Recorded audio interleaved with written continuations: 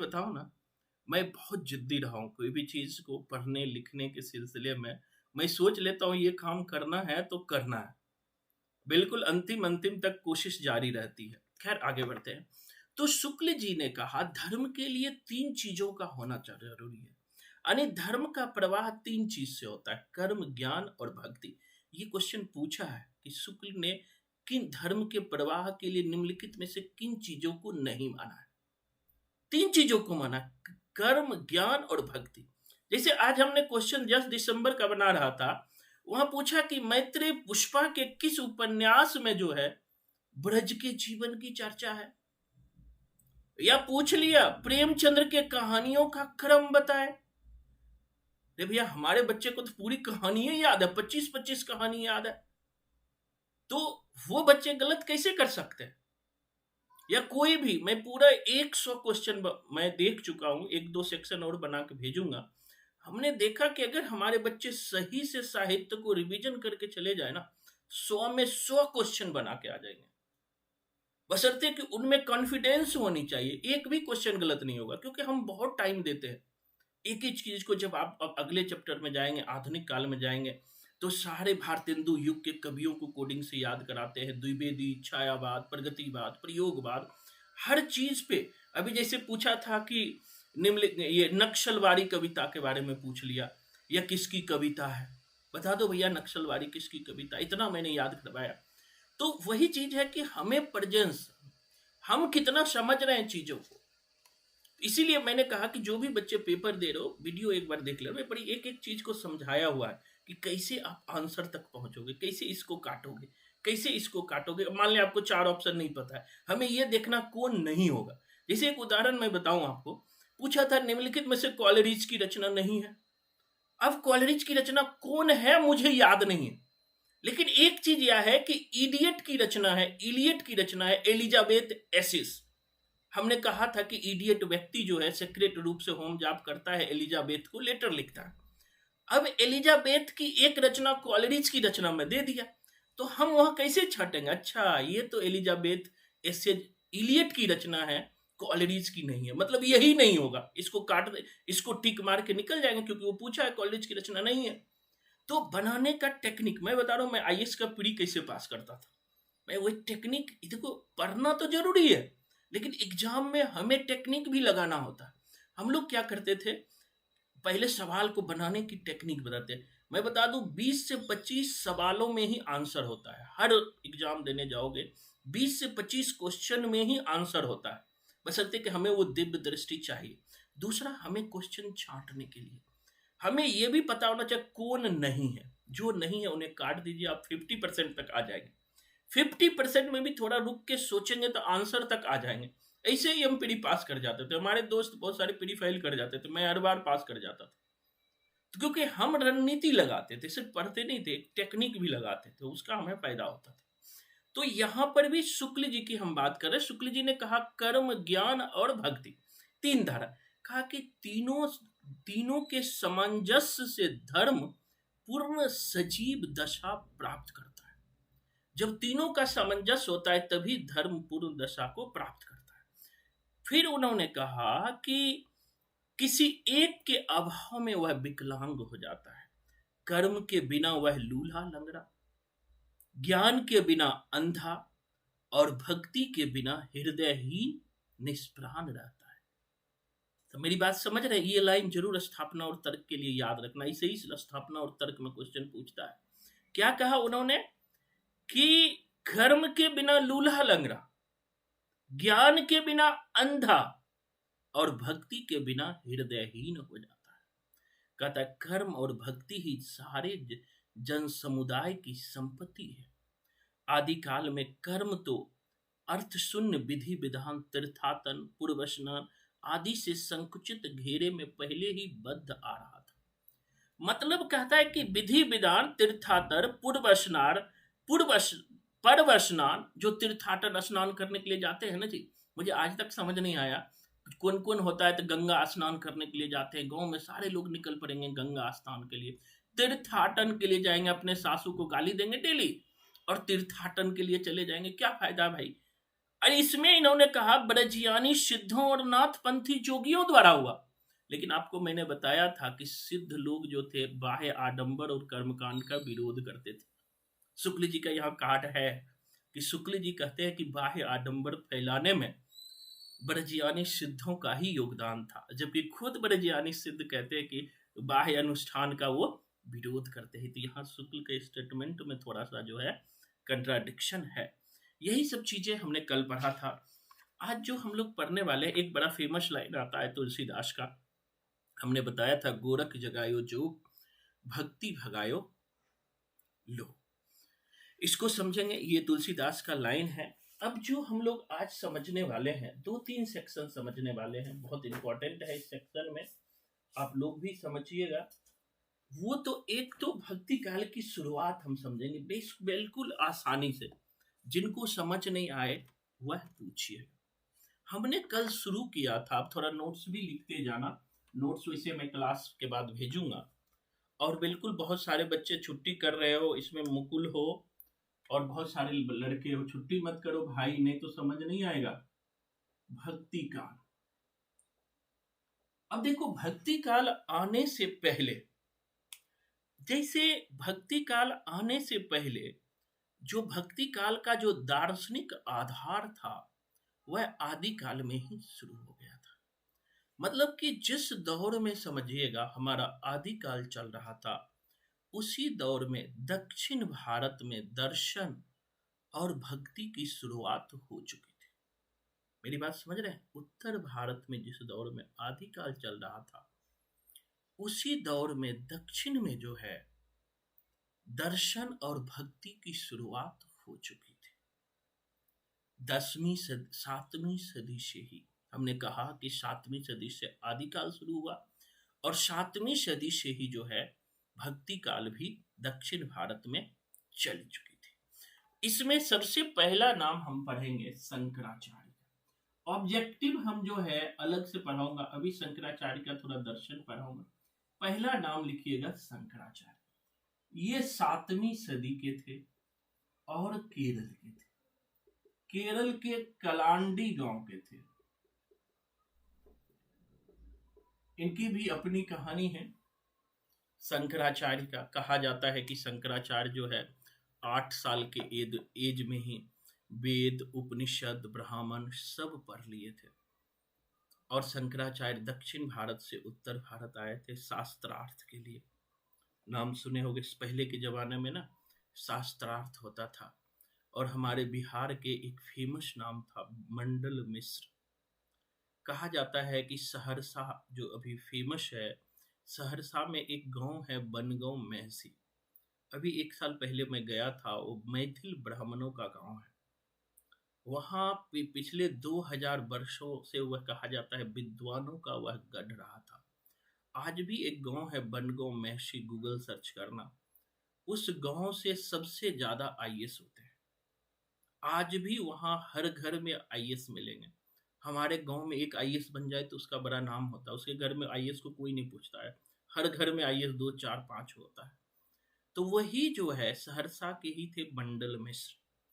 शंकराचार्य से लंबा शास्त्रार्थ हुआ था मंडल मिश्र का। जब मंडल मिश्र हार गए तो मंडल मिश्र की जो वाइफ थी उनसे भी लंबा शास्त्रार्थ हुआ था।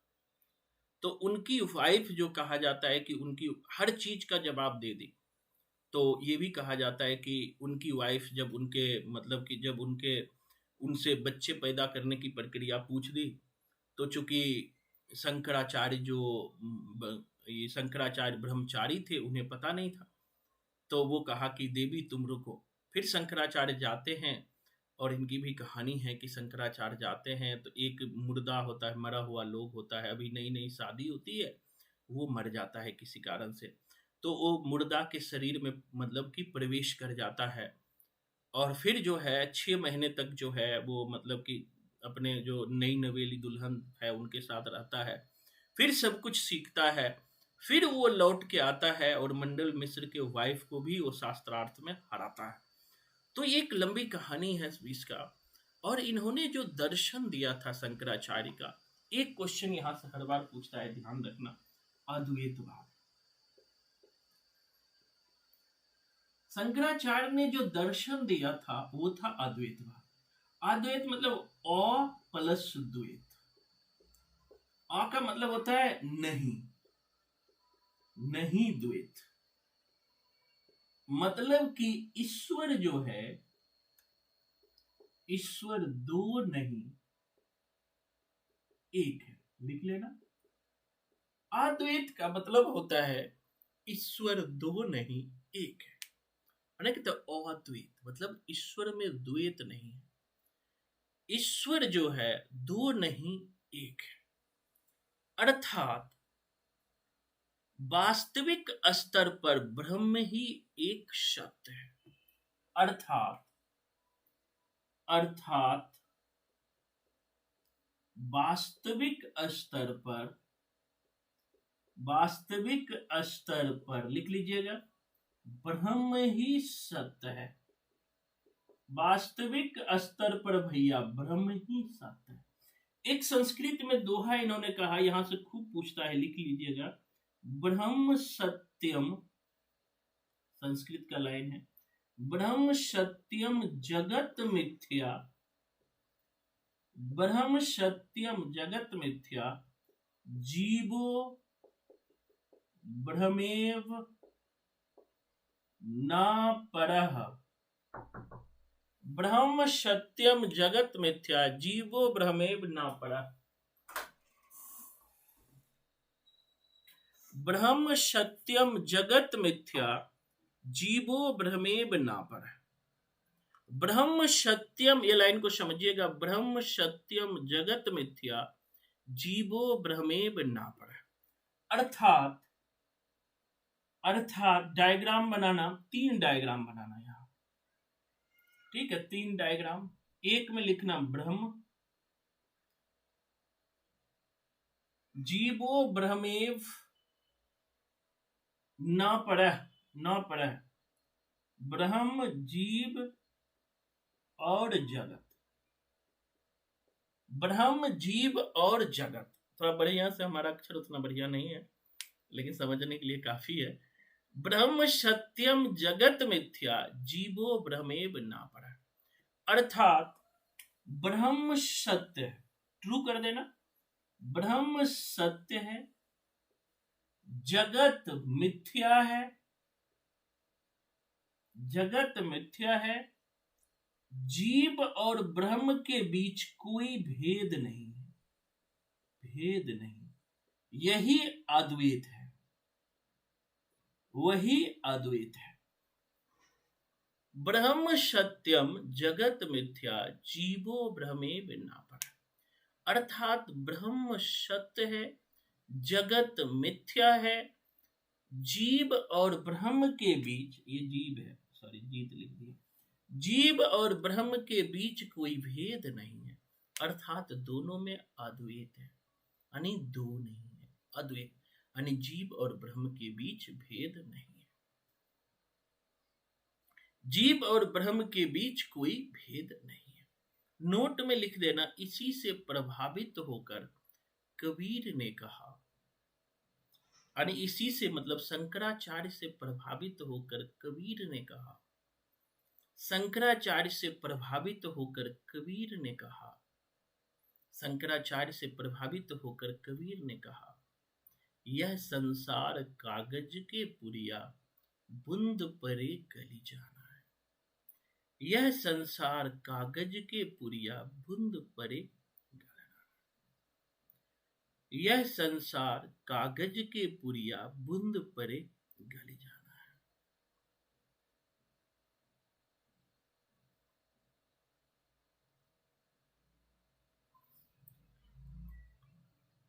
गली जाना है, गल जाता है ना, कागज पे बूंद मारे हो, बूंद परे गली जाना है, गल जाना है।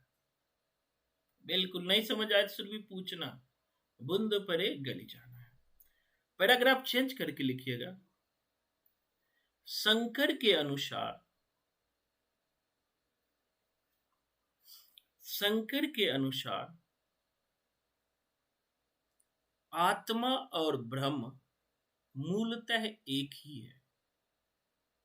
पैराग्राफ चेंज करके लिखिएगा, शंकर के अनुसार आत्मा और ब्रह्म मूलतः एक ही है। नोट्स लिख लेना, अलग से ये नोट्स नहीं मिलेगा, अलग बुक से मैं लिखवा रहा हूं। शंकर के अनुसार आत्मा और ब्रह्म मूलतः एक ही है। बंधन का कारण सिर्फ इतना है कि शंकर के अनुसार आत्मा और ब्रह्म मूलतः एक ही है। बंधन का कारण सिर्फ इतना है कि बंधन का कारण सिर्फ इतना है कि आत्मा बंधन का कारण इतना है कि शरीर से युक्त होने के कारण आत्मा शरीर से युक्त होने के कारण आत्मा शरीर से युक्त होने के कारण आत्मा अपने मूल स्वरूप को भूल गई है। शरीर से युक्त होने के कारण आत्मा अपने मूल स्वरूप को भूल गई है। शरीर से युक्त होने के कारण आत्मा अपने मूल स्वरूप को भूल गई है। शंकराचार्य जी मानते हैं कि बंधन का मुख्य कारण है कि हमारी जो आत्मा है, जब ये शरीर से जुड़ा तो ये अपने मूल स्वरूप को भूल गया। अर्थात बंधन का कारण अज्ञान है।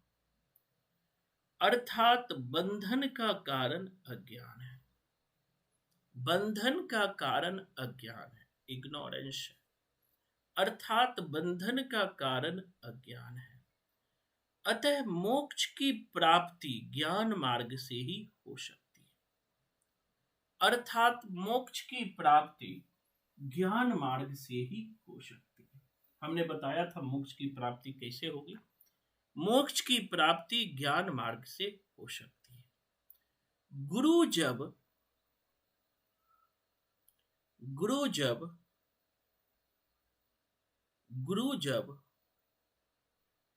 अपने शिष्य को, इसी में लिख लेना, गुरु जब अपने शिष्य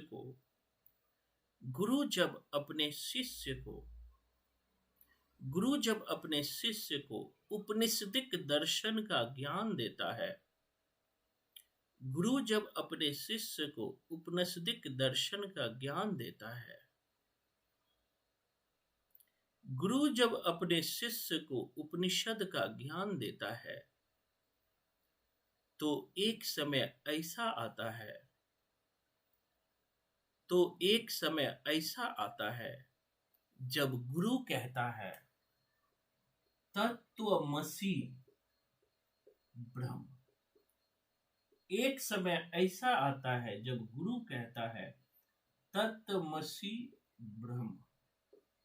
तत्त्वमसि ब्रह्म, आप ही ब्रह्म हो, आप ही ब्रह्म हो। तत्त्वमसि ब्रह्म अर्थात आप ही ब्रह्म हो। तत्त्वमसि ब्रह्म अर्थात आप ही ब्रह्म हो। और शिष्य अहम ब्रह्मास्मि का ज्ञान प्राप्त हो जाता है। शिष्य को अहम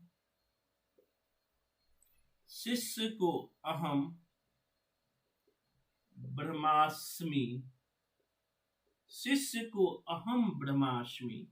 मैं ही ब्रह्म हूं का ज्ञान प्राप्त हो जाता है। शिष्य को मैं ही ब्रह्म हूं का ज्ञान प्राप्त हो जाता है। शिष्य को मैं ही ब्रह्म हूं का ज्ञान प्राप्त हो जाता है। अर्थात उसे मोक्ष मिल जाता है। अर्थात उसे मोक्ष मिल जाता है। अर्थात उसे मोक्ष मिल जाता है। मोक्ष की स्थिति में द्वैत या भेद समाप्त हो जाता है। मोक्ष की स्थिति में ब्रह्म और जीव के बीच का द्वैत, द्वैत मतलब होता है भेद। ब्रह्म की स्थिति में ब्रह्म और जीव के बीच का भेद समाप्त हो जाता है। ब्रह्म और जीव के बीच का भेद जो है समाप्त हो जाता है। ब्रह्म और जीव के बीच का भेद समाप्त हो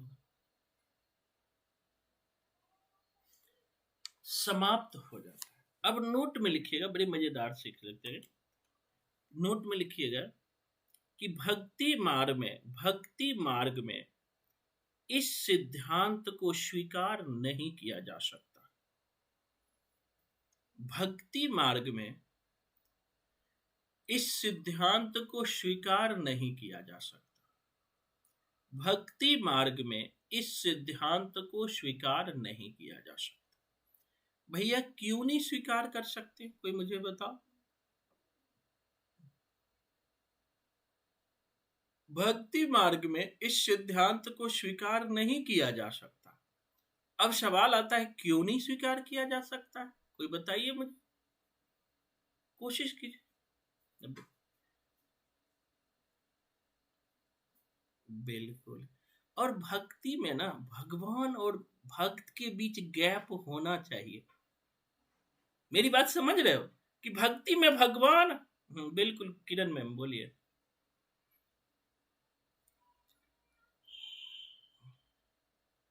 हाँ, तो भक्ति में क्या था कि आप कितने भी बड़े स्तर के हो जाओगे ना, यही भक्ति में पढ़ाऊंगा, खुद को ब्रह्म नहीं मानोगे, क्योंकि भक्ति में भक्त और भगवान के बीच अंतर होना चाहिए।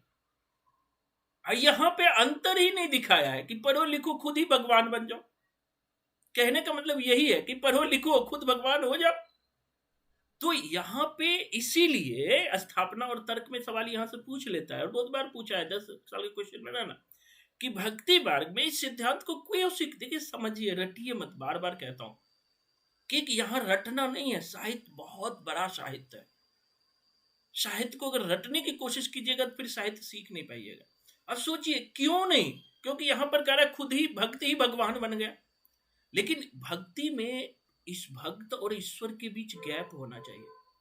तभी तो हम पूछेंगे, राम हनुमान राम नहीं हो सकता क्योंकि वो भक्त है, तो दोनों में गैप होना चाहिए। इसीलिए कहा कि भक्ति मार्ग में सिद्धांत को इसलिए स्वीकार नहीं किया जा सकता क्योंकि भक्ति के लिए दो तत्वों की आवश्यकता होती है। लिख लीजिएगा, भक्ति के लिए दो तत्वों की आवश्यकता होती है। पहला भक्त और दूसरा भगवान। पहला भक्त और दूसरा भगवान।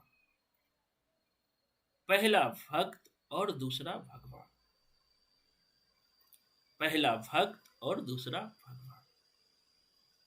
यही कारण है कि भक्ति मार्ग के आचार्यों ने, यही कारण है कि भक्ति मार्ग के आचार्यों ने, आचार्य मतलब विद्वान, यही कारण है कि भक्ति मार्ग के आचार्यों ने शंकराचार्य के अद्वैत सिद्धांत को, शंकराचार्य के अद्वैत सिद्धांत को ज्यों का त्यों स्वीकार नहीं किया।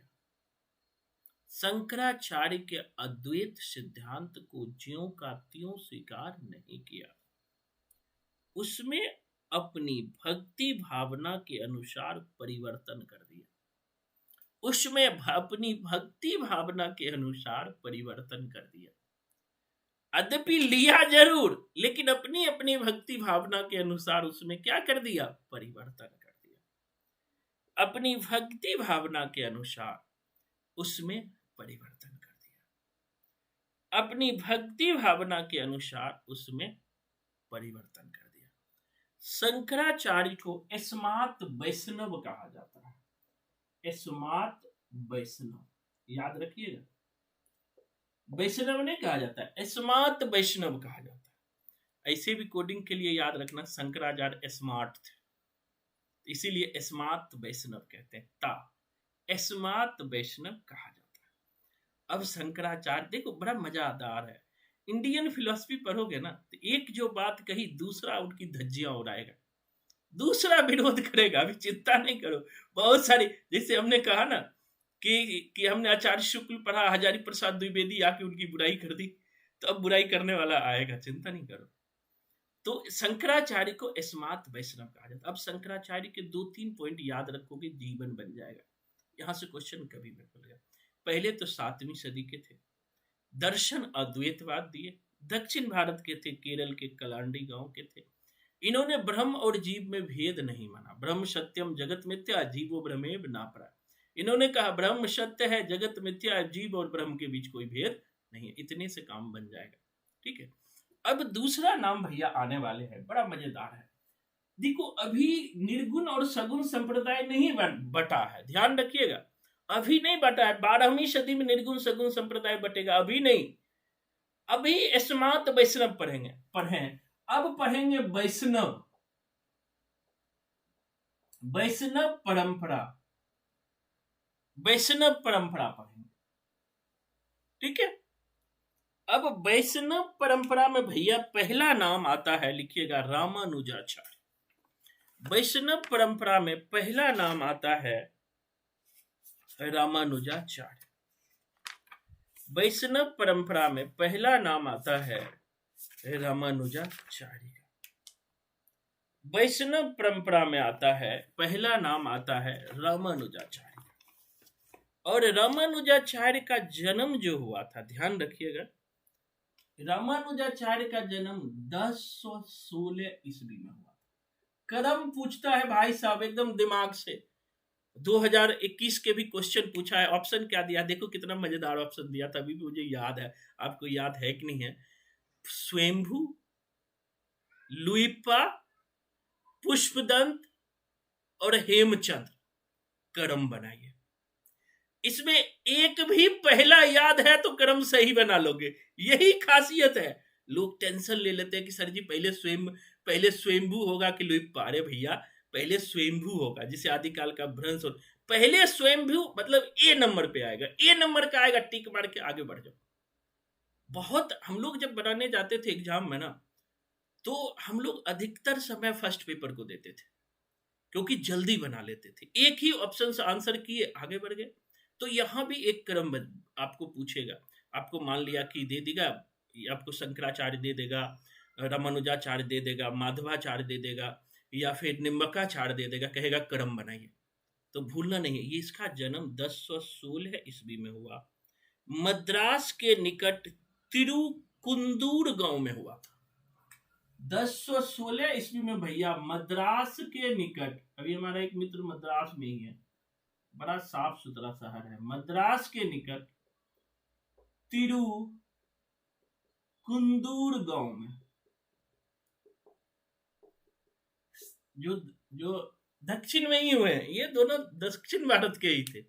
मद्रास के निकट तिरुकुंदूर गांव में, याद रखोगे, मद्रास के निकट तिरुकुंदूर गांव में हुआ था। मद्रास के निकट तिरुकुंदूर गांव में हुआ था। इन्होंने जो संप्रदाय दिया था, संप्रदाय का नाम था, इनके संप्रदाय का नाम था श्री संप्रदाय, श्री संप्रदाय। और इनके दर्शन था विशिष्टाद्वैतवाद, विशिष्टाद्वैतवाद। अब देखो याद कैसे करोगे, कहोगे सर जी टेंशन हो गई, टेंशन को मारो गोली। ईस्वी 1016 मद्रास के निकट तिरुकुंदूर गांव में किसका जन्म हुआ? रामानुजाचार्य। और रामानुजाचार्य क्या है? वैष्णव परंपरा के। अब हेडिंग बना लेगा, वैष्णव परंपरा के 4-5 कवि है। आपसे क्वेश्चन पूछ लेता, निम्नलिखित में से कौन वैष्णव परंपरा के नहीं है? तो पहला ही है रामानुजाचार्य। वैष्णव भक्त कहलाते हैं। वैष्णव भक्त मतलब होता है विष्णु के भक्त। मेरी बात समझ रहे हैं? विष्णु राम के भक्त वैष्णव कहलाता है। आपने देखा होगा होटल में जाते हो, होटल लिखा रहता है वैष्णव होटल। वैष्णव होटल में चिकन मीट मछली नहीं मिलता है ना? तो वैष्णव होता रहता है, सब वैष्णव है, हम भी है ना? बीच बीच में एक आध दिन टसन बढ़ता है तो संडे को जो है पाप कर लेते हैं, चिकन उकन खा लेते हैं। अब क्या करें, यहाँ कुछ मिलता नहीं है। तो देखो अब याद कर लेना, बिल्कुल याद रहेगा। अब देखो कैसे याद रखते, रामानुज, कोडिंग करना देखना, राम, राम के साथ हम क्या लगाते हैं? श्री राम, तो श्री संप्रदाय। देखो कोडिंग करो, राम के साथ क्या लगाते हैं? श्री, राम के साथ क्या लगाते हैं? श्री, तो हो गया श्री संप्रदाय। राम के साथ क्या लगाते हैं भैया? श्री लगाते हैं, तो हो गया श्री संप्रदाय। श्री राम, कोई बोलता है ए राम इधर आ, बोले हो श्री राम, तो श्री राम तो रामानुजा, तो श्री संप्रदाय किसका होगा? रामा। और राम क्या है? हम सब के लिए विशेष है, तो विशिष्टाद्वैतवाद। राम के साथ श्री लगाते हैं क्योंकि राम हमारे लिए विशेष है, तो कोडिंग हो गया विशिष्टाद्वैतवाद। विशेष से क्या याद रहेगा? विशिष्टाद्वैतवाद। राम हमारे लिए क्या है? पूजनीय है, इसलिए राम के साथ हम श्री लगाते हैं, और वो हमारे लिए विशेष है, इसीलिए विशिष्टाद्वैतवाद। इसीलिए हम क्या लगाते हैं? विशिष्टाद्वैतवाद। इसीलिए क्या लगाते हैं? विशिष्टाद्वैतवाद। इसलिए क्या लगाते हैं? विशिष्टाद्वैतवाद। याद रहेगा, विशिष्टाद्वैतवाद। यहां तक समझ आया? भूलोगे तो नहीं, कल पूछूंगा तो। राम क्या है हमारे लिए? श्री है, और हम उसके लिए क्या लगाते हैं? वो हमारे लिए क्या है? विशेष, तो विशिष्टाद्वैतवाद। आगे लिखिएगा, रामानुजाचार्य राम भक्ति के प्रमुख। रामानुजाचार्य राम भक्तों में प्रमुख है। रामानुजाचार्य राम भक्तों में प्रमुख है। रामानुजाचार्य राम भक्तों में प्रमुख है। रामानुजाचार्य जो है, लिखिएगा, हर साल पूछता है, राम भक्तों में प्रमुख है। राम को अपना आराध्य देव, वे राम को अपना आराध्य देव मानते हैं। वे राम को अपना आराध्य देव मानते हैं। वह राम को अपना आराध्य देव मानते हैं, और वैष्णव भक्ति का प्रचार इन्होंने दक्षिण भारत में किया।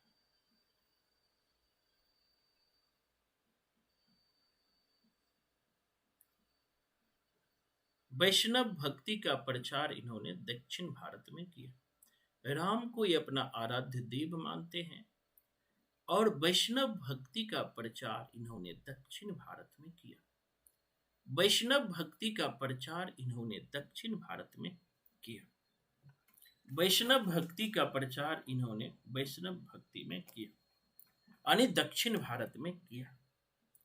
रामानुज शंकराचार्य के अद्वैतवाद का विरोध प्रकट करते हुए, रामानुजाचार्य शंकराचार्य के अद्वैतवाद का विरोध करते हुए विशिष्टाद्वैतवाद नामक दर्शन दिया। शंकराचार्य के अद्वैतवाद का विरोध करते हुए रामानुज शंकराचार्य के अद्वैतवाद का विरोध करते हुए विशिष्टाद्वैतवाद नामक दर्शन दिया। विशिष्टाद्वैतवाद नामक दर्शन दिया। विशिष्टाद्वैतवाद नामक दर्शन दिया। विशिष्टाद्वैतवाद नामक दर्शन दिया।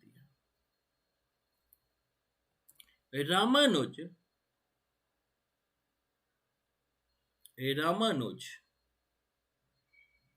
अंतिम सत्ता को एक मानते हुए भी, रामानुज अंतिम सत्ता को एक मानते हुए भी उसमें भेद की स्थापना की। रामानुज अंतिम सत्ता को एक मानते हुए भी उसमें भेद को बताया।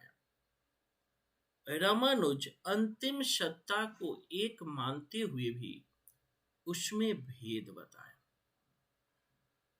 उसमें भेद बताया। रामानुज के अनुसार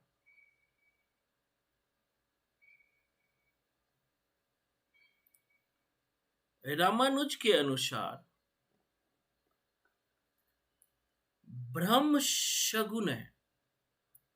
रामानुज के अनुसार ब्रह्म सगुण है।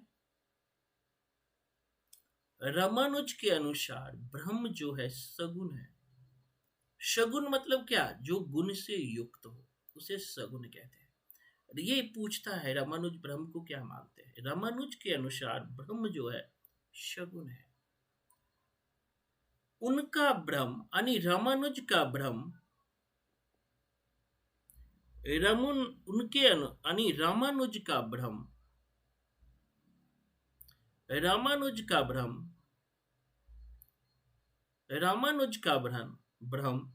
सूक्ष्म से सूक्ष्म, रामानुज का ब्रह्म सूक्ष्म से सूक्ष्म, सूक्ष्म से सूक्ष्म, रामानुज का ब्रह्म जो है सूक्ष्म से सूक्ष्म, चेतन अचेतन, चेतन अचेतन विशिष्ट रूपधारी है। रामानुज का ब्रह्म जो है सूक्ष्म से सूक्ष्म है, चेतन और अचेतन है और विशिष्ट रूपधारी है। रामानुज का जो ब्रह्म है ना, सूक्ष्म से सूक्ष्म भी है, चेतन भी है, कंसस भी है और अचेतन है और शरीरधारी भी है। इसीलिए तो कहा सगुण रूप है। राम जो है सगुण रूप है, मतलब शरीरधारी है।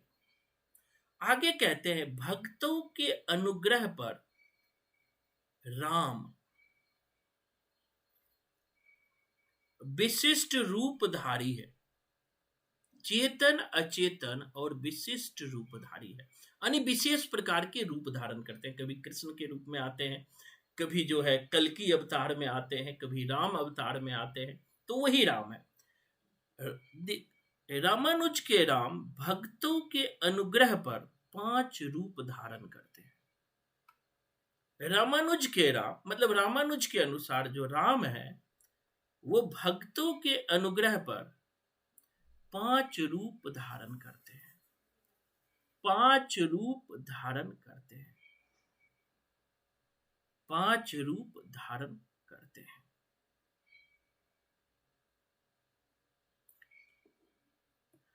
उनके राम जो है भक्तों के अनुग्रह पर 5 रूप धारण करते हैं।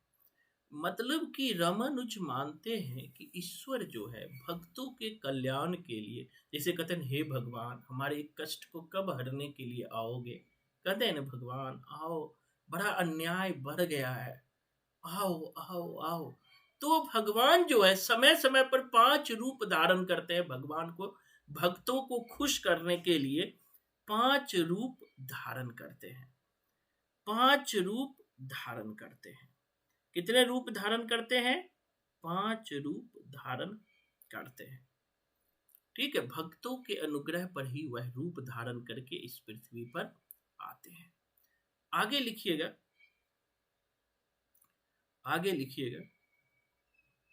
रामानुज ने अपने दार्शनिक सिद्धांत के प्रतिपादन के लिए रामानुज ने अपने दार्शनिक सिद्धांतों के प्रतिपादन के लिए रामानुज ने अपने दार्शनिक सिद्धांतों के प्रतिपादन के लिए ब्रह्म सूत्र पर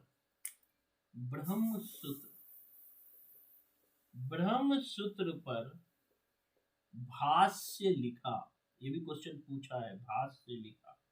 भाष्य मतलब होता है टिप्पणी। रामानुज ने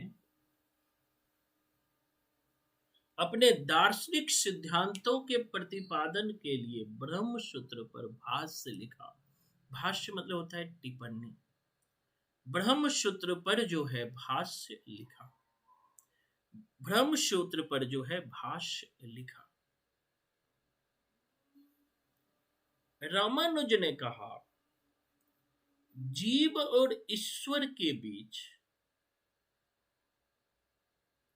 जीव और ईश्वर के बीच विशेष प्रकार का संबंध होता है। रामानुज ने कहा जीव और ईश्वर के बीच विशेष प्रकार का संबंध होता है, इसीलिए इसे विशिष्टाद्वैतवाद कहा रामानुज के अनुसार जीव और ईश्वर के बीच विशेष प्रकार का संबंध होता है, इसीलिए इसे विशिष्टाद्वैतवाद कहा।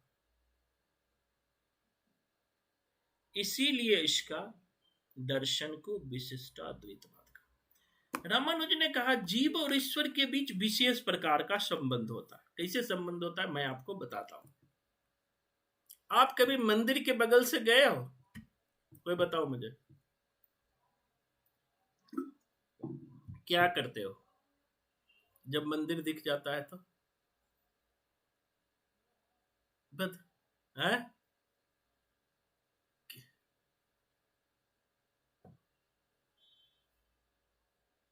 करते हैं कि नहीं करते? क्यों झुक जाता है? या कोई मुस्लिम जाता है मस्जिद को देखता है, क्यों सर झुक जाता है? वो कहता है कि रामानुज ने क्या बातें कही, क्योंकि रामानुज के दर्शन में ही रामानंद आए हैं। मैं बता रहा हूं, हमें रामानुज के दर्शन ज्यादा समझना है। रामानंद, तुलसीदास, पूरा शगुन भक्ति परंपरा रामानुज से ही निकला है। इसीलिए मैं इतना चीजें रामानुज पे बता रहा हूं, क्योंकि दादा को जानोगे तभी तो पोता को जानोगे। वो कहता है जीव और ईश्वर के बीच, कहा कि इस सत्ता एक ही है। उन्होंने भी शंकराचार्य की बात को माना, ऐसा नहीं कि नहीं माना। अब कहते हैं बात भी मानेंगे, गाली भी देंगे। ठीक है, यही चीज होता है कि सत्ता तो एक ही है, लेकिन जीव कभी ब्रह्म नहीं हो सकता है। जीव और ब्रह्म के बीच विशेष प्रकार का संबंध होता है। जैसे कोई मंदिर के पास जाइए, ऑटोमेटिक सर झुक जाता है। अब कहोगे सर नास्तिक का तो सर झुकता नहीं है। झुकता उनका भी है। फिलॉसफी कहता है कि नास्तिक होना भी आस्तिक होना है। फिलॉसफी नास्तिक होना भी आस्तिक होना। आस्तिक मतलब किसी चीज में विश्वास। नास्तिक है आप विश्वास नहीं कर रहे हो, तो विश्वास तो आप कर ही रहे हो। नास्तिक कोई 100% नहीं हो सकता है। पूरे फिलॉसफी कहता है नास्तिक आप नहीं हो सकते। और मैं नास्तिक का अलग परिभाषा आपको बताऊंगा। फिलॉसफी के अनुसार नास्तिक होना सिर्फ ईश्वर की सत्ता में विश्वास नहीं करना। नास्तिक होना मतलब किसी सत्ता में विश्वास नहीं करना, किसी चीज में विश्वास नहीं करना। अपने पिता पर भी विश्वास कर रहे हो तो आप आस्तिक हो। अपने माता पर भी विश्वास कर रहे हो तो आप आस्तिक हो। अपने वाइफ पर भी विश्वास कर रहे हो तो आप आस्तिक हो। कोई ऐसे इंसान होगा जो किसी पे विश्वास ना करता हो? ऐसा नहीं हो सकता। तो यहां पे कहा कि जीव और ब्रह्म के बीच विशेष प्रकार का संबंध है कि हम जब भी ईश्वर के नजदीक जाते हैं, चूंकि सगुण है ये। रामानुजाचार्य क्या मानने वाले? सगुण और सविशेष इनके ईश्वर है, सगुण है। इसीलिए जब भी हम कोई कहीं मंदिर के पास जाते हैं, मस्जिद के पास जाते हैं, गिरजाघर के पास जाते हैं, तो हमारा सर जो है श्रद्धा से झुक जाता है। तो यही कहा कि जीव और ईश्वर के बीच विशेष प्रकार के संबंध है। आगे लिखिएगा,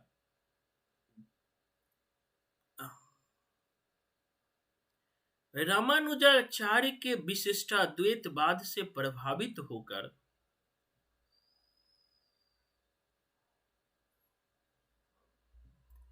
रामानुजाचार्य के विशिष्टाद्वैतवाद से प्रभावित होकर, धीरे लिखना छोड़ना नहीं, रामानुजाचार्य के विशिष्टाद्वैतवाद से प्रभावित होकर रामानुजाचार्य के विशिष्टाद्वैतवाद से प्रभावित होकर उत्तर भारत में काशी निवासी उत्तर भारत में काशी निवासी रामानंद ने रामानुजाचार्य के विशिष्टाद्वैतवाद से प्रभावित होकर रामानुजाचार्य के विशिष्टाद्वैतवाद से प्रभावित होकर उत्तर भारत के बनारस के काशी के रामानंद ने अपनी भक्ति में कुछ परिवर्तन के साथ ग्रहण कर लिया। अपनी भक्ति में कुछ परिवर्तन के साथ ग्रहण कर लिया।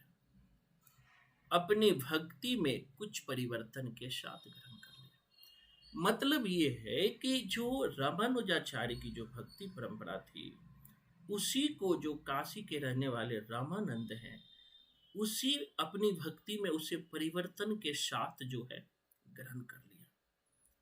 यह परिवर्तन सैद्धांतिक और व्यवहारिक दोनों स्तर पर है।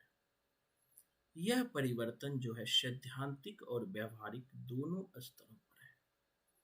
यह परिवर्तन सैद्धांतिक और व्यवहारिक दोनों स्तरों पर है। यह परिवर्तन सैद्धांतिक और व्यवहारिक दोनों स्तर पर है। दोनों स्तरों पर है। यह परिवर्तन जो है सैद्धांतिक और व्यवहारिक दोनों स्तरों पर है। यह परिवर्तन सैद्धांतिक और व्यवहारिक दोनों स्तरों पर है। आगे लिखिएगा, रामानंद ने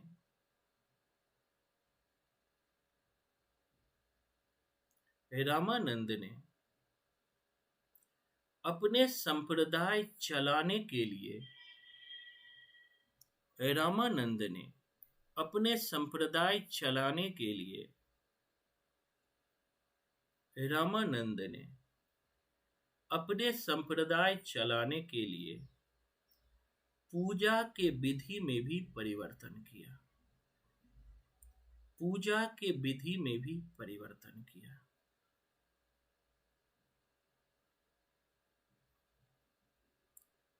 पूजा के विधि में भी परिवर्तन किया। अपना दीक्षा मंत्र भी नया बनाया। पूजा के विधि में भी परिवर्तन किया। पूजा के विधि में भी परिवर्तन किया और अपना नया दीक्षा मंत्र भी बनाया, यानी कि शिष्यों को दीक्षा देने के लिए एक नया मंत्र बनाया।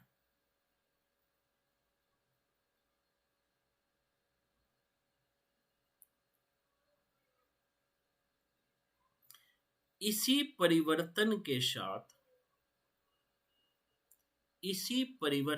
साथ उत्तर भारत में रामानंदी संप्रदाय फैल गया। इसी परिवर्तन के साथ उत्तर भारत में रामानंदी संप्रदाय फैल गया। रामानंद ने जो संप्रदाय चलाया वही रामानंदी संप्रदाय कहलाया। ठीक है, इसी में लिखिए, रामानंद ने अपनी शिष्य परंपरा में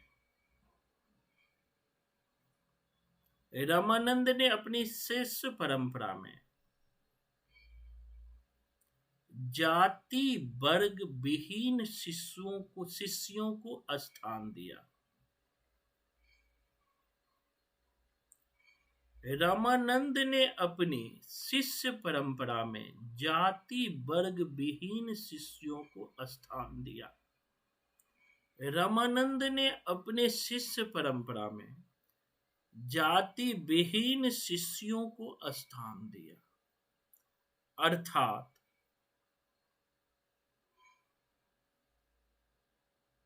उनके कई शिष्य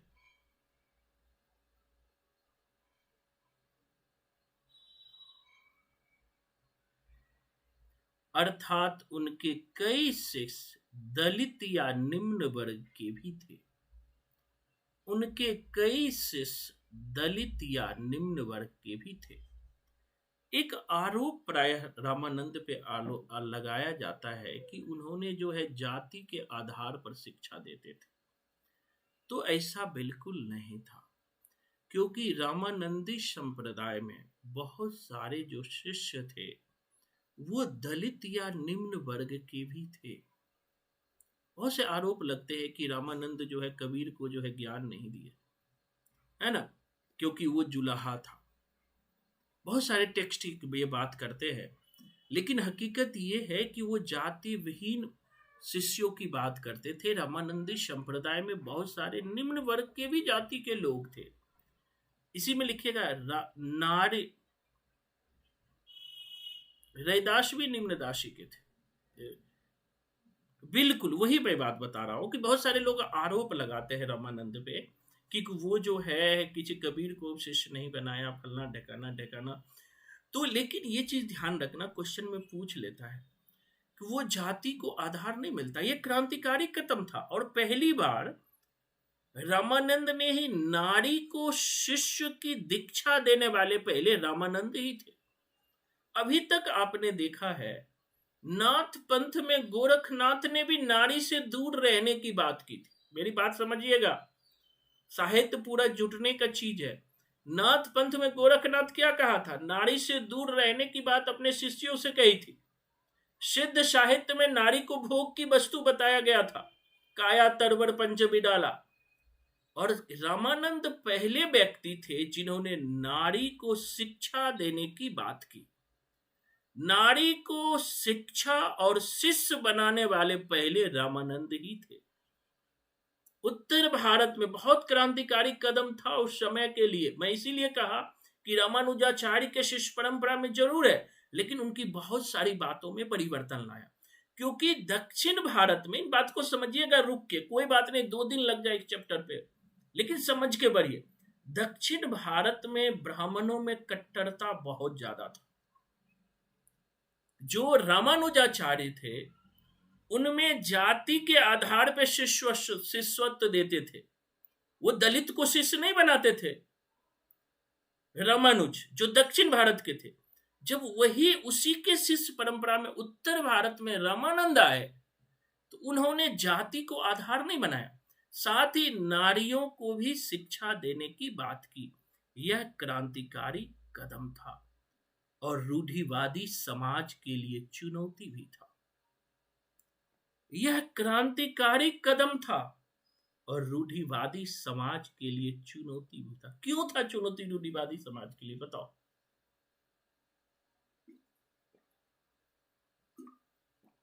ये भैया आधुनिक समय में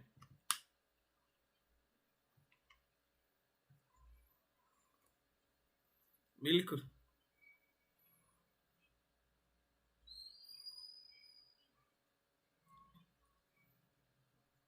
बिल्कुल।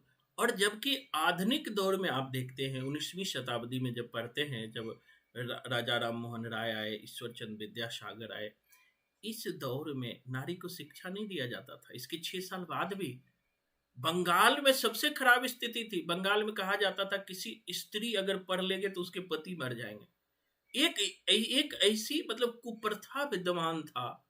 बंगाल में एक मूवी भी आई थी, मैंने पिछले क्लास में भी चर्चा किया था, ऐश्वर्या राय की मूवी आई थी कि उसमें जब बंगाल में पहली बार शिक्षा की बात चली और 19वीं शताब्दी में पहला स्कूल खोला गया, मैं बताऊंगा एजुकेशन टॉपिक में, पहला स्कूल खोला गया तो जो पंडित समाज था और जो मतलब जैसे पुरुषत्व समाज, देखो पुरुष आज भी हावी है, आपको पता नहीं चलेगा लेकिन हावी जरूर है हर जगह। हमारे घर में नहीं हो सकते लेकिन बहुत जगह हावी है। तो अब उन्होंने सुगफा की छोड़ दिया। मान लिया कोई एक बच्ची होगी, एक का पति मर गया होगा, पढ़ लिख रही होगी, अब पूरे समाज में फैल गया कि अगर पत्नी पढ़े स्कूल जाएगी तो उनका पति मर जाएगा। अब भैया बाप जो है अपनी बेटी को डर से नहीं स्कूल भेजते थे। उनकी एक तो जल्दी शादी नहीं होती थी और शादी होगा तो पति मर जाए, कौन चाहेगा मेरा बेटा मर जाए। तो ये जो परंपराएं थे आधुनिक दौर में, इसीलिए रामानंद का एक क्रांतिकारी कदम था। एक तो जाति विहीन समाज की बात की कि हम किसी भी वर्ग को ले गए। दूसरी बात नारी शिक्षा की बात की। नारी शिक्षा की बात तो पीछे भी नहीं हुआ, यहां तक कि कबीर उन्हीं के शिष्य परंपरा में हुए, लेकिन वो पारंपरिक रूढ़ी से कबीर भी निकल नहीं पाए नारी के संदर्भ में। मैं आगे बताऊंगा, नारी के संदर्भ में कबीर की भी सोच जो है तत्कालीन परिस्थिति भी थी। एक क्वेश्चन मैं आपको बताता हूं, मैं क्वेश्चन पढ़ रहा था तो मुझे याद आता है तो मैं बोल देता हूं। एक क्वेश्चन पूछा है पिछले दिसंबर 2021 में, नई कविता, आप सब पढ़े, ऊपर तो पढ़े ही होंगे। उसमें लिखा है कि नई कविता जो है स्वतंत्रता के बाद की परिस्थितियों को दिखाया गया है। बिल्कुल सही है। अब देखो दूसरा लाइन क्या रहता है, नई कविता में आज के टकराव को दिखाया गया है। अब ये सही होगा कि गलत होगा, बताओ? जो मेरा वीडियो देखा होगा पकड़ लिया होगा। अब लोगों के आज के संबंधों के तनाव को दिखाया गया है, कोई बताओ सही होगा गलत होगा?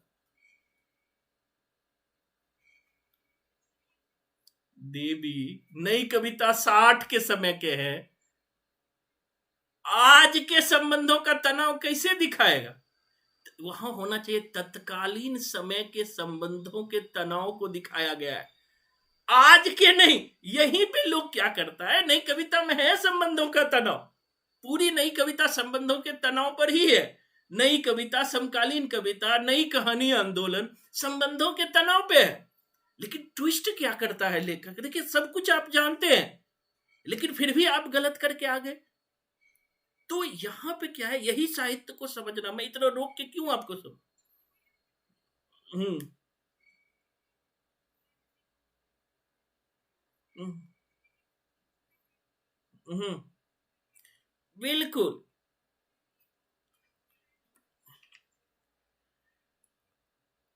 नहीं। वहां जब भी पीछे की चीज बात करते हैं तो तत्कालीन करते हैं, तत्कालीन परिस्थिति, आज के संदर्भ में नहीं लेते हैं या समकालीन में लेते हैं, तो वहां तत्कालीन में चला जाएगा वो, इसीलिए वो गलत हुआ है।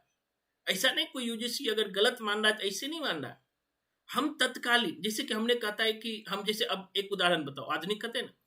अब हम बोले कि मैं आपको बात करूं कि पहला प्रधानमंत्री हमारा कौन है, जवाहरलाल नेहरू।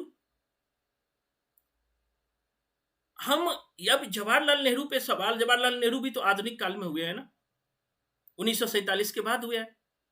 तो हम ये कह देंगे कि आज के प्रधानमंत्री जवाहरलाल नेहरू, कि तत्कालीन प्रधानमंत्री, स्वतंत्रता के समय तत्कालीन प्रधानमंत्री कहेंगे, ना कि आज के प्रधानमंत्री कहेंगे। आज के प्रधानमंत्री कहेंगे तो मोदी जी उजलते हुए आ जाएंगे, अरे भैया हम 47 में भी प्रधानमंत्री थे। पिंकी जी मेरी बात समझ रहे हो? डिफरेंस है। तो आज की बात नहीं, संबंधों का विच्छेद जो है, मैं भी पहली बार सोचा ये जो सवाल कैसे पूछ सकता है, फिर मैंने रोक के सोचा नहीं, ये आज के पूछ रहे हैं, आज के नहीं, आज के पूछेंगे तो वर्तमान अभी जो चल रहा है। तत्कालीन पूछता है, जब भी उस समय की बात करेगा ना, तत्कालीन समय में प्रधान, मान लिया आजादी के समय, मतलब उस समय के तत्कालीन प्रधान, तत्कालीन कहता है, आज के नहीं। तत्कालीन मतलब होता है उस समय के। मेरी बात आप समझ गए? बीच बीच में मैं भी, चूंकि मैं क्वेश्चन का रिकॉर्डिंग करके भेज रहा हूँ, मेरे दिमाग में क्वेश्चन घूमता है तो बता देता हूँ, अच्छी बात है। बिल्कुल, आगे बढ़ते हैं। तो हमें रामानंद पे दो चीज अभी सीखे हैं, आगे तो ऑब्जेक्टिव सेक्शन में बहुत कुछ सीखेंगे, लेकिन अभी मैं सब्जेक्टिव की ही बात करूंगा। एक तो जाति विहीन समाज की बात की, हर वर्ग को शामिल करने की बात की, नारी शिक्षा की बात की। यह रूढ़िवादी समाज के लिए एक चुनौती बनकर सामने आया, रूढ़िवादी समाज के लिए जो है चुनौती बनकर सामने आया। नेक्स्ट पॉइंट लिखिएगा, हिंदी के भक्त कवि, हिंदी के भक्त कवि कबीर, हिंदी के भक्त कवि कबीर निर्गुण विचारधारा के होने पर भी, हिंदी के भक्त कवि कबीर, संत कवि कबीर बोल रहे हैं, हिंदी के संत कवि या निर्गुण कवि कबीर, संत या निर्गुण कवि कबीर निर्गुण विचारधारा के होने पर भी रामानंद के शिष्य थे। एक चीज ध्यान रखना, रामानंद सगुण विचारधारा से जुड़े हुए थे, ध्यान रखिएगा, सगुण विचारधारा से। जबकि कबीर जो थे निर्गुण विचारधारा, निर्गुण होते हुए भी वो रामानंद के शिष्य थे, रामानंद के शिष्य थे। और तुलसीदास,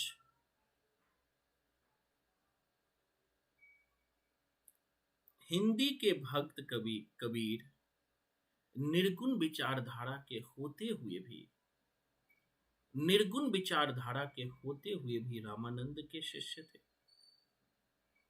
रामानंद के शिष्य थे। और तुलसीदास सगुणोपासक होते हुए भी, सगुणोपासक होते हुए भी, सगुणोपासक होते हुए भी, सगुणोपासक होते हुए भी, मतलब सगुण का उपासक होते हुए भी रामानंद के सिद्धांतों में रामानंद के सिद्धांतों में शगुनोपासक होते हुए भी रामानंद के सिद्धांतों में शंकराचार्य और रामानुज से समानता रखते थे। शगुनोपासक होने पर भी रामानंद के सिद्धांतों में शंकराचार्य और रामानुज से साम्य रखते थे, समानता रखते थे। मतलब कि तुलसी का मानना था कि रामानंद के सिद्धांत जो है शंकराचार्य और रामानुज से जो है समानता रखता है, समानता रखते थे, साम्य रखते थे। किंतु रामानंदी विचारधारा से तुलसी काफी प्रभावित थे।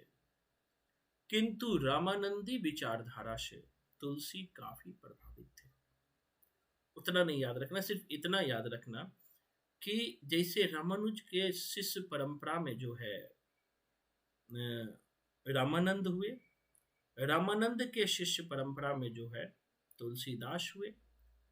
कहते कि जो रामानुज से सम रखते थे, किंतु तुलसीदास जो है रामानंदी विचारधारा से भी काफी प्रभावित थे। इसीलिए शिष्य परंपरा कहते हैं, क्योंकि रामानुज के शिष्य परंपरा में रामानुजाचार्य की शिष्य परंपरा में रामानंद हुए, रामानंद के शिष्य परंपरा में जो है तुलसीदास हुए। थोड़ा बहुत अंतर के साथ दोनों एक दूसरे से प्रभावित थे। क्योंकि यहाँ पर एक चीज और देखोगे कि इसलिए अभी आपने एक बात आपको लिखाया है, इसको समझिएगा। हमने कहा तुलसीदास जो है शंकराचार्य और रामानुज में साम्य रखते थे। ऐसा क्यों है, कोई बताएगा? कि उन्होंने तुलसी जो थे यद्यपि शगुनोपासक थे, रामानंदी विचारधारा से प्रभावित ज्यादा थे, लेकिन शंकराचार्य और रामानुज में भी समानता रखते थे। मतलब क्या? जो तुलसीदास हुए, हमने एक जगह बताया था, कुछ पिंकी जी बोल रही है, बोलिए तो फिर आगे बढ़ेंगे।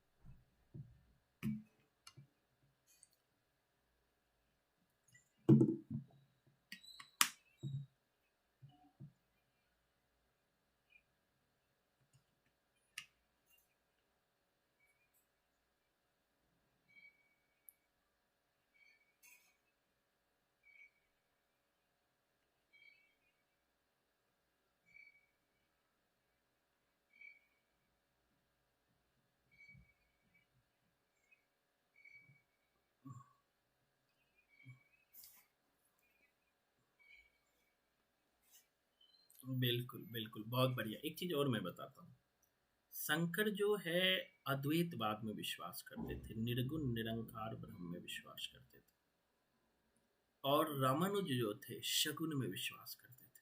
हमने कहा दोनों, क्योंकि इसीलिए जो समन्वयवाद माना जाता है, तुलसी का समन्वयवाद, वो जो कहता है अगुन ही सगुन ही नहीं कछु भेदा, गाब ही श्रुत पुराण बुध वेदा। अगुण ही सगुन ही, मतलब निर्गुण और सगुन में कोई अंतर नहीं है। निर्गुण सगुन में कोई अंतर नहीं है। वास्तविक रूप से मैं सगुन हूं जरूर, लेकिन निर्गुण सगुन में कोई अंतर नहीं है। यहाँ निर्गुण उन्होंने शंकराचार्य से लिया और सगुन जो है रामानुज से लिया, दोनों में कोई अंतर नहीं है। यहां तक कि अंतर नहीं है गावे पूरे, और इसी तरह से शिव और वैष्णव में भी अंतर नहीं उन्होंने कहा। उन्होंने कहा शिव द्रोही मम दास कहावा, सुनर मोहि सपनों नहीं बाबा। कि शिव से द्रोह करने वाले विष्णु के भक्त नहीं हो सकते हैं। दोनों में समानता है। तो ये समन्वयवाद जो उसका आया है, इसीलिए कहते हैं ना तुलसीदास का जो समन्वयवाद आया है कहीं ना कहीं शंकराचार्य और रामानुज से प्रभावित होकर आया है। रामानंदी तो थे ही वो, लेकिन उस पे पीछे का भी उन पर प्रभाव था। यही बात मैं आपको समझाना चाह रहा हूँ। ये हमें समझ, क्योंकि आगे जो हम पढ़ने वाले हैं भक्ति काल के बहुत बड़े सेक्शन को पढ़ने वाले हैं, और जब तक ये चीज हमें समझ नहीं आएगा ना तो वहां दिमाग हमारा खराब हो जाएगा, समझ ही नहीं आएगा कह क्या रहा है। आगे लिखिएगा इसी पर,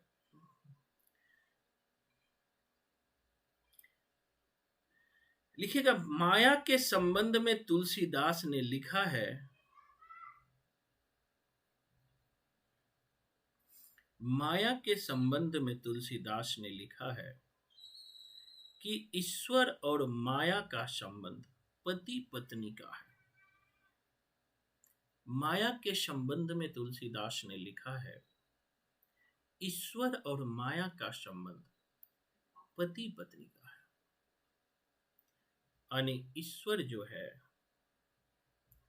है ईश्वर और माया का संबंध पति पत्नी का है। इसीलिए राम को जो है मायापति कहा जाता है, यानी माया उसके अधीन है, इसलिए राम को मायापति कहा जाता है। माया उनकी शक्ति है, माया उनकी शक्ति है। ये ध्यान रखना, स्थापना तर्क में पूछ लेते हैं तुलसी के अनुसार माया क्या है। ठीक है, राम ईश्वर और माया का संबंध पति पत्नी का है, इसीलिए राम को मायापति कहा जाता है। इसीलिए राम को मायापति कहा जाता है। माया उनकी शक्ति है, माया उनकी शक्ति है।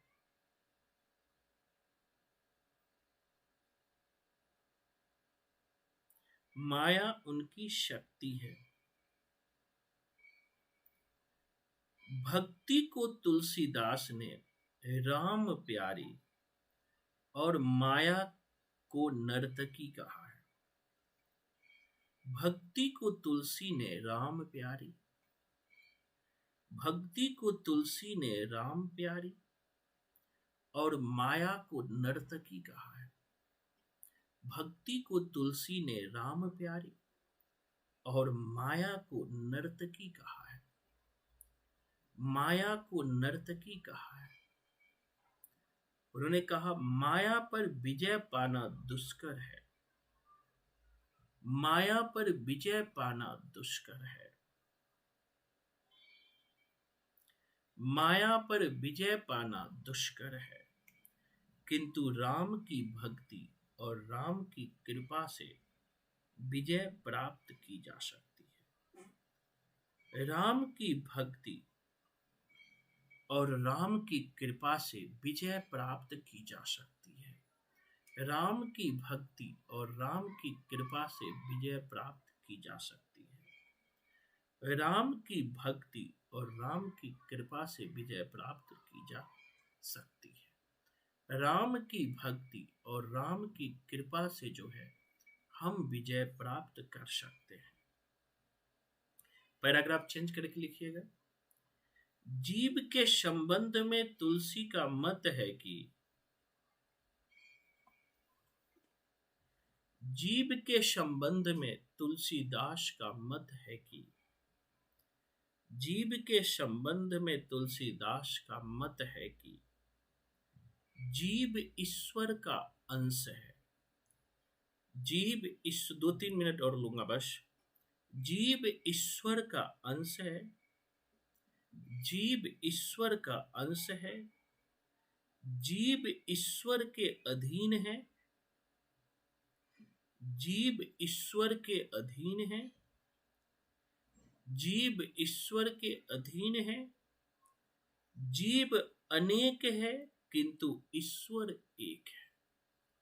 जीव अनेक है किंतु ईश्वर एक है। जीव एक अनेक है किंतु ईश्वर एक है। यह मत शंकराचार्य से भिन्न है। यह मत जो है शंकराचार्य से भिन्न है। ईश्वर से यह मत जो है शंकराचार्य से भिन्न है। इसी में लिखेगा ईश्वर से विमुख होकर जीव, ईश्वर से विमुख होकर जीव ईश्वर से विमुख होकर ही जीव भटकता है। ईश्वर से विमुख होकर जीव भटकता है, भटकता है, विमुख होकर जीव भटकता है। अतः जीव को चाहिए कि अतः जीव को चाहिए कि वह जगत के भौतिक बंधनों को दूर कर वह जगत के भौतिक बंधनों को दूर कर मोक्ष की प्राप्ति के लिए प्रयत्नशील हो। वो जगत के भौतिक बंधनों को दूर कर वह जगत के भौतिक बंधनों को दूर कर मोक्ष की प्राप्ति में प्रयत्नशील हो। जगत के भौतिक बंधनों को दूर कर मोक्ष की प्राप्ति के लिए प्रयत्नशील हो।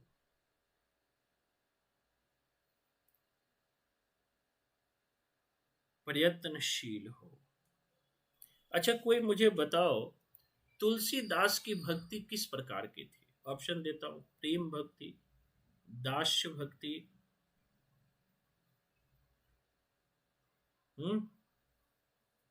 बिल्कुल तुलसीदास की जो भक्ति थी वो दास्य भक्ति थी, ध्यान रखिएगा। मीरा की भक्ति प्रेम भक्ति थी।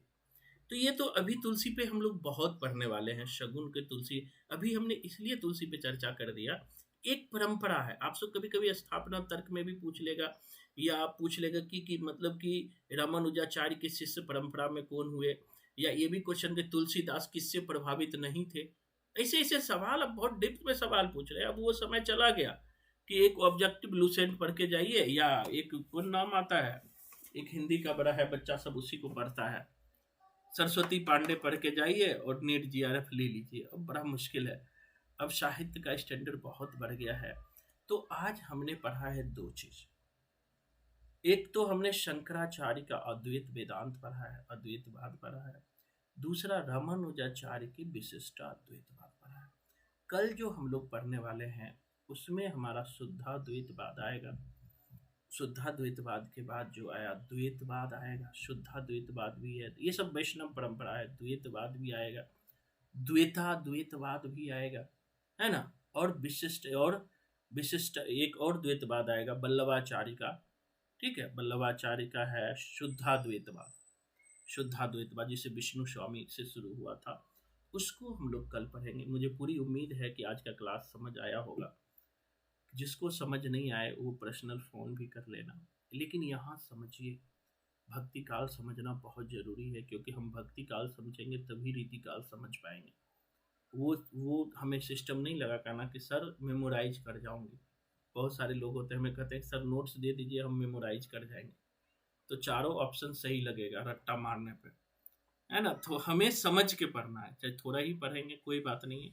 मैंने कहा है कि 30 तक जो है आपका 4:30 से क्लास होगी, उसके बाद आपको 4 से 2 घंटे की क्लास होगी। तो अभी